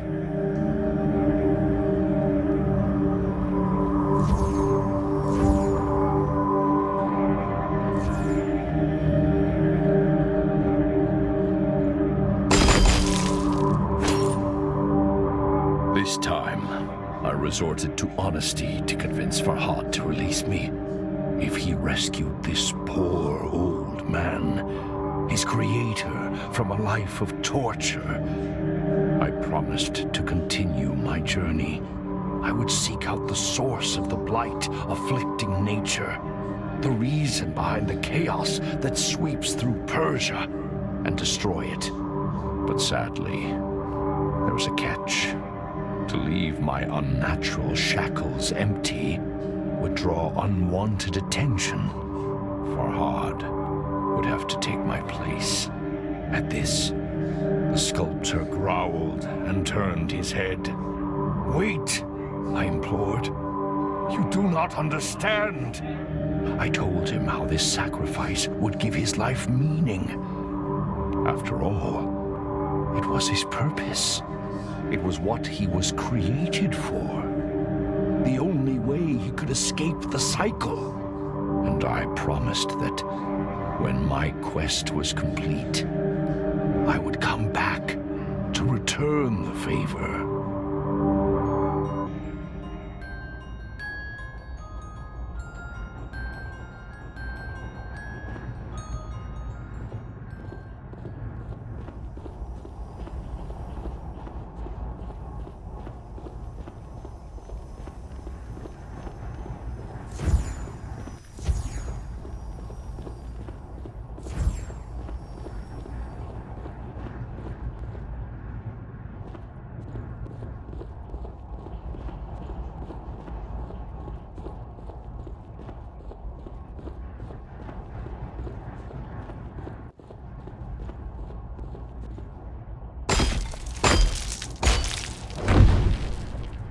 Farhad's uncertainty was written on his face.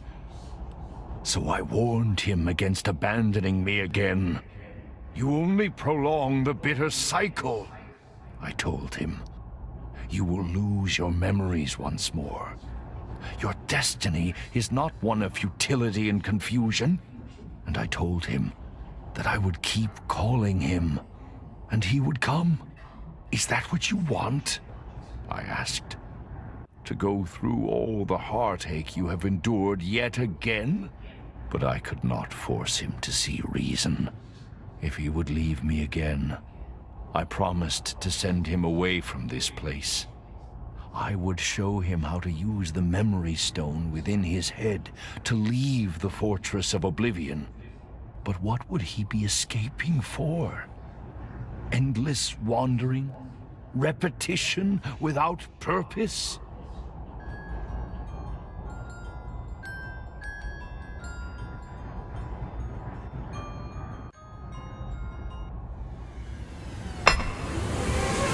I groaned, but I knew this was not the end.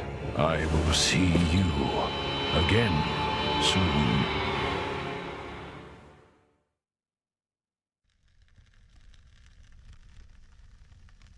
Once again, Farhad refused his destiny and condemned me to further torment. How many times he has failed me, I cannot say. Perhaps neither of us will ever be free. Perhaps the blight will spread unchecked. But my purpose still burns as fiercely as the agony in my chest. And Farhad's story has not yet ended. It cannot end yet.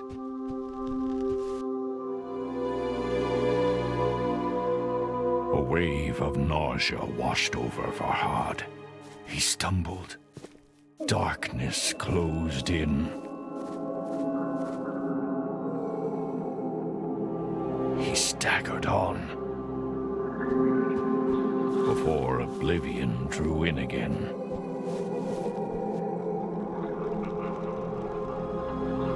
He lost consciousness again and again. Panic streaked through his muddled mind. And then he remembered my warning, the bitter cycle. With every step, his memory slipped away. I must engrave Nizami, he thought. I must not forget. Farhad sought to immortalize my story in stone, lest he forget again.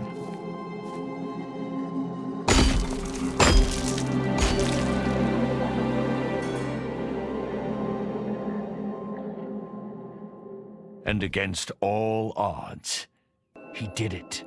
He looked back at all the engravings he had made and found hope in them.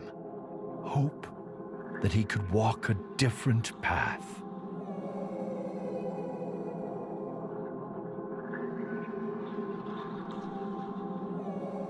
Slowly, like the morning sun clambering over the horizon, consciousness came. He opened his eyes. How pleasant, he thought, to wake to nature's song. As he navigated the narrow paths, he breathed in the fresh mountain air. It focused his mind. Questions bobbed to the surface, like apples in water. The same questions that he had struggled to answer at the start of the last cycle. But of course, Farhad knew nothing of that. He did not even know his own name. If you recall, I promised there was more to his tale. He sought a way off the mountain, and some buried memory drew him to the tunnel he had excavated.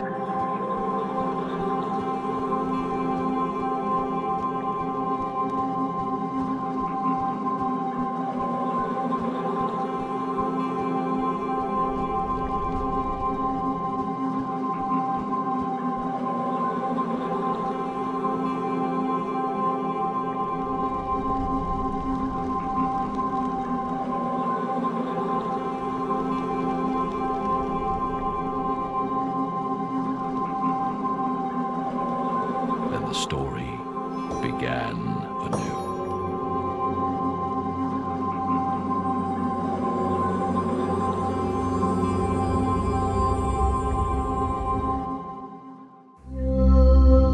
بگفتا دل ز مهرش کی کنی پاک، بگفتا آنگه که باشم خفته در خاک، بگفتا جان مده بس دل که با اوست، بگفتا دشمنند این هر دو بی دوست، بگفتا گر خرامی در سرایش، بگفت اندازم این سر زیر پایش، بگفت او آن من شد زو مکن یاد، بگفت این کی کند بیچاره فرهاد. چو عاجز گشت خسرو در جوابش، نیامد بیش پرسیدن ثوابش. به یاران گفت کز خاکی و آبی، ندیدم کس بدین حاضر جوابی. به زر دیدم که با او بر نیایم، چو زرش نیز بر سنگ آزمایم. که ما را هست کوهی بر گذرگاه، که مشکل میتوان کردن بدو راه. میان کوه راهی کرد باید، چنان کآمد شد ما را بشاید. به کوهی کرد خسرو رهنمونش، که خواند هر کس اکنون بی ستونش.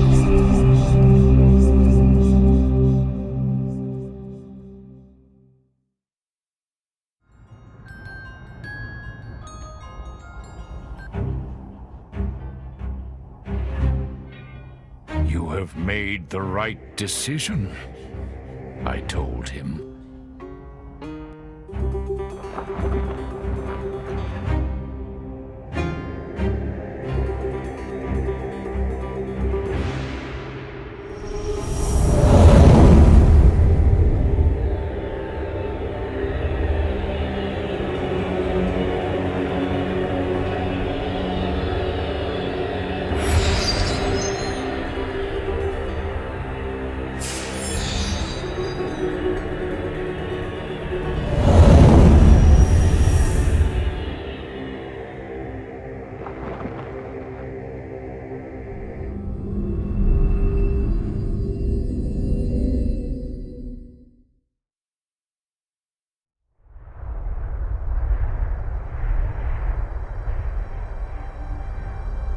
Before I left, Farhad asked me if his sacrifice would be worth it.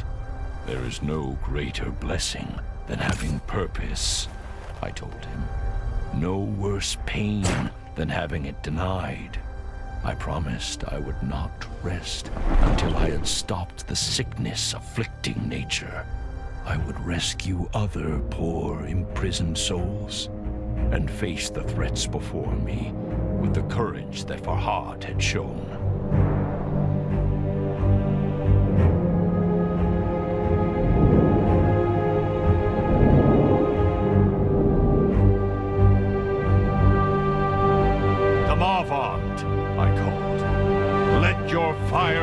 like my way.